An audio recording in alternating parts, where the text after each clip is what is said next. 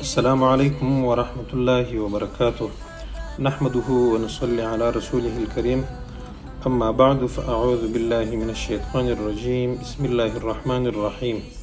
هیله کوم چې تاسو به ټول جوړ او روغ یاست او د صحت جامې به مو په تن وي. محترمو، لکه څرنګه چې ما په تېره سوي ویډیو کې ستاسو سره داسې خبره وکړل چې بیا په آینده کې نورې ویډیوګانې تاسو ته جوړوو د رسول الله صلی الله علیه وسلم د سیرت په حواله باندې. نو د هغه مطابق مو یوه دغه بله ویډیو هم درته جوړه کړه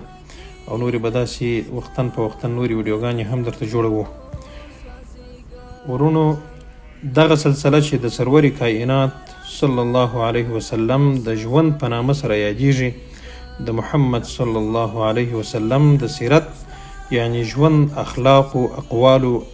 او اعمالو په باره کې بیان کوي. دا سلسله د سید البشر خاتم الرسول صلی الله علیه وسلم د عظیم او مبارک ژوند تاریخ بیانوي. د دې بیان څخه یوازې دا نه دی مقصد چې مسلمانان د خپل پیغمبر محمد مصطفی صلی الله علیه وسلم په مبارک حیات خبر شي، بلکې په دې خبرتیا کې نورې ډېرې مهمې فایدې هم شته چې په ښکاره سره وچاته نه معلومیږي. محترم ورونو،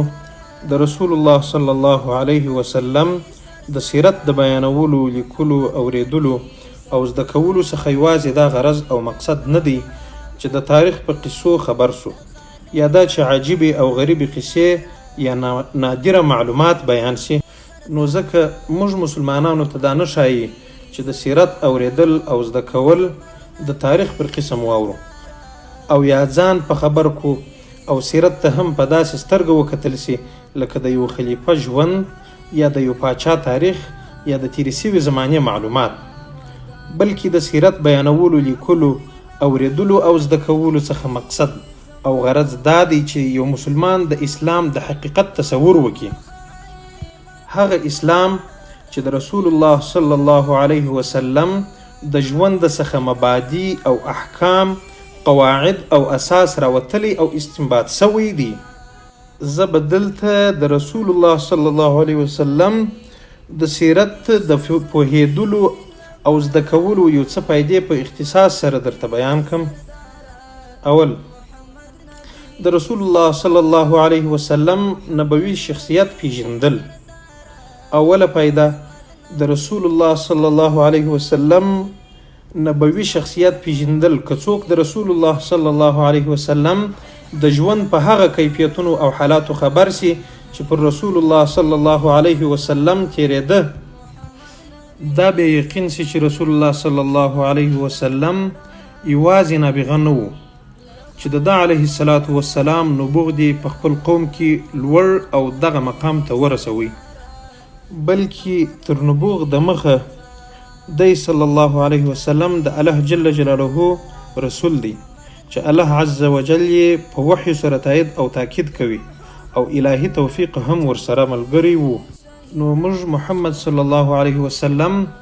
د رسول الله په صفت پیژنو. دوهم، د سیرت د پوهیدلو دوهمه فایده دا ده چې انسان په خپل حضور کې د کامیاب ژوند د ټولو امورو دپاره،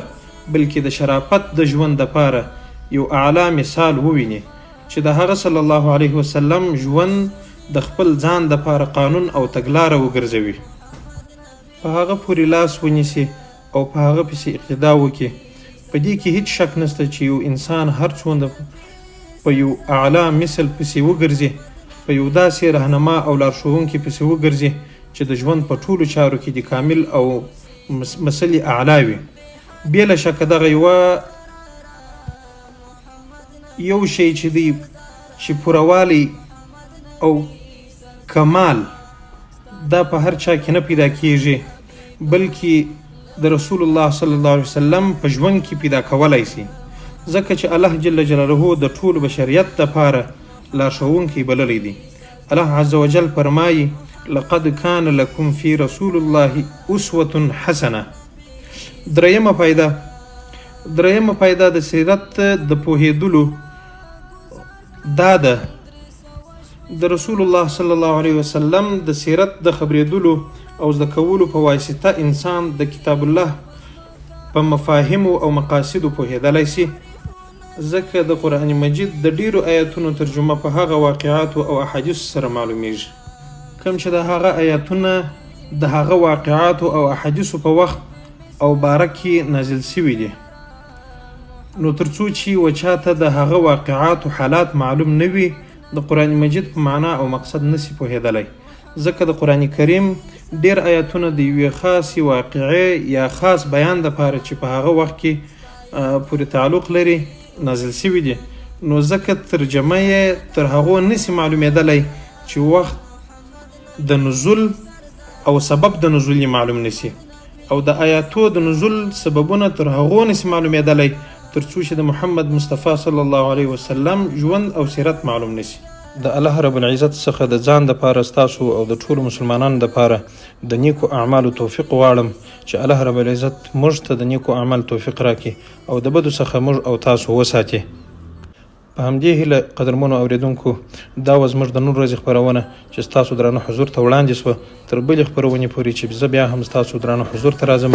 تاسو ټول په پاک رب سپارم پاته ژوند مو نیکمرغه والسلام علیکم ورحمة الله وبرکاته. محمد نبی سردارا ستا دیدن غواړم